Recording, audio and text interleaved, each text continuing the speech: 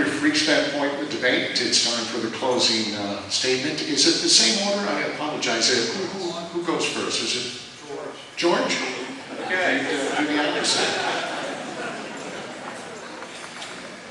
On May 8th, we're going to walk into the voting booth and we're going to make a choice.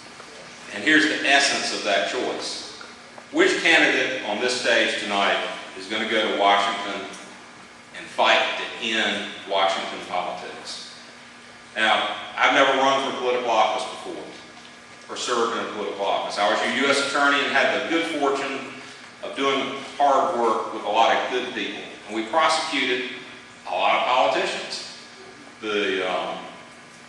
And I can tell you that every one of those politicians that we prosecuted was there to work the system. They were working the system. We don't need to send another person to Washington to work the system. We need to send someone to bust the system open because it's broken and it's selling us down the road. This country is at a tipping point between takers and makers. We need to cut the role of federal government in our lives. We need to get back to what our founding fathers intended the federal government to do. And we have that opportunity because of the debt crisis that is bearing down upon us. That is an opportunity for us to cut the size and scope of federal government. No more stimulus plans. No more unfunded liabilities. Let's sing from the rooftops about unfunded liabilities and how bad they are. Debt. We need to get a handle on our debt. We have to get a handle on our debt in our personal lives. We've got to get a handle on debt in Washington and not let it keep building up. The Washington politicians are leading us down the wrong road. And they've been leading us down the wrong road a long time. But I refuse to accept that America is in decline. I believe if we have the faith of our founding fathers, and if we affirm their wisdom and follow the wisdom that they put forward in the Constitution, that we can get America back on the road to prosperity. Thank you very much. God bless.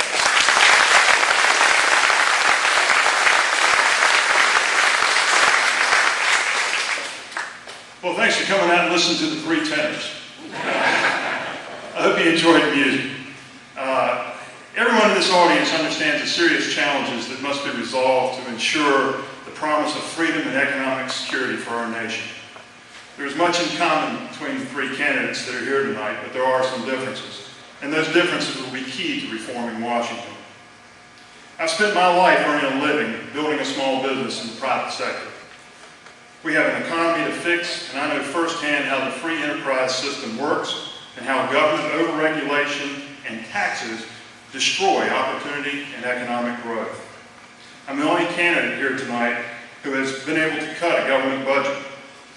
I've not reduced the increase and called it a cut, but actually spent less than the previous years and still balanced the budgets. And I'm the only candidate up here tonight that has cut tax rates 4 times. Ladies and gentlemen, political talk is good, but when the heat is on and the chips are down, as they are in our nation today, our nation needs people that understand the economy, how business works, and how to reduce the size, the scope, and the cost of government. I've done that. I hope I can earn your support in this election. I appreciate the opportunity to be here, but remember, our country is living in perilous times. I also believe that through hard work and commitment to our principles and common sense policies, we can overcome those challenges and ensure ourselves and our nation a bright future. Thank you very much.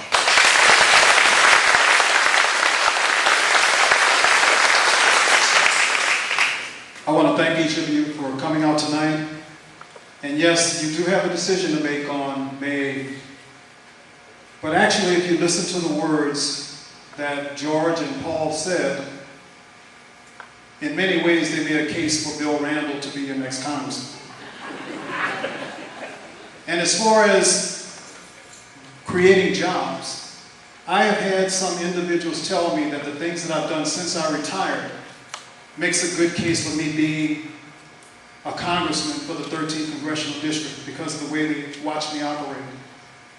And I have created a small business for myself as a management consultant, and I have testimonies on my website of small to medium-sized businesses, some of them who were in dire straits, who have gotten help because of the advice that I gave them with my MBA and my business management experience. But in addition to my background, in addition to working for the Department of Veterans Affairs, I had 27 years of active duty, retiring as an E9 Command Master Chief, which is arguably the most demanding position of leadership in the entire United States Navy. It is so demanding that E9s are screened for selection to Command Master Chief, and the final approval is given by the Chief of Naval Operations himself. It is no small task, and a Command Master Chief can go anywhere worldwide and be counted on to be a leader and to bring principled leadership, holding up honor, courage, and commitment, which are the core values of the United States Navy. If you want that to go to Washington, D.C., if you want the politics as usual to be eliminated by your congressman, send Bill Randall. If you want more of the same, I leave that decision to you. Thank you very much.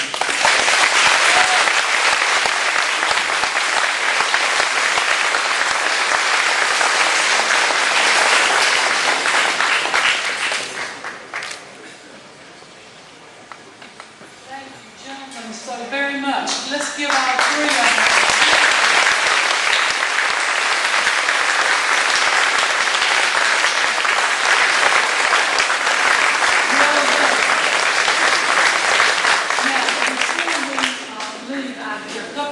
I wanted to tell you, in addition to thanking our candidates for coming out, I hope that this has been helpful to you in making a decision about your vote on May 8th.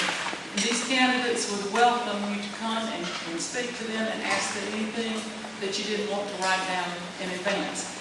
On the registration table where you came in, there is a clipboard where you can sign to show your support for the marriage amendment that's going to be on our ballot on May the 8th.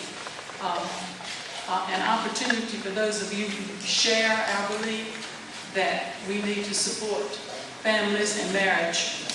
Take an opportunity to read it and sign it. And in the back corner of the room is a table that has been set up by the North Wake Republican Club. They have some great polo shirts and caps.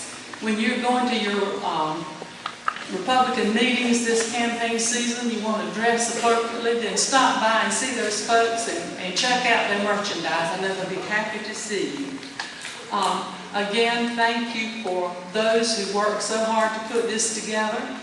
If you like what you've heard tonight and would like to be a part of events like this, then we invite you to come and join our East Wake Republican Club. We meet the third Thursday in the month, and right now we meet at Smithville Barbecue in Nightville. This will be an opportunity for you to get involved and to be an active part in helping to get Eastern Wake County to the polls and to elect these conservative candidates to office. They certainly can, yes. If you want to join tonight, stop by the front desk and we will be happy to sign you up for membership in the East Wake Republican Club. And the same, if you're from Franklin County, I'm sure Jeremy Neal will be glad to take your membership. And Ed Stiles is here. Is Ed still? Yes, hold up your hand. Ed is the president of the Greater Garner Republican Club. If you live in Southern Wake County, he will be happy to talk to you about joining the Greater Garner Republican Club. Again, Northern Wake too. Northern Wake, if you're up in Wake Oh yes, Forest. Northern Wake. We'll have somebody at the table. You can talk to them about joining. You have no excuse for not joining a Republican club because there's no way you live in Wake County that you're not close to one. Thank you so much for coming.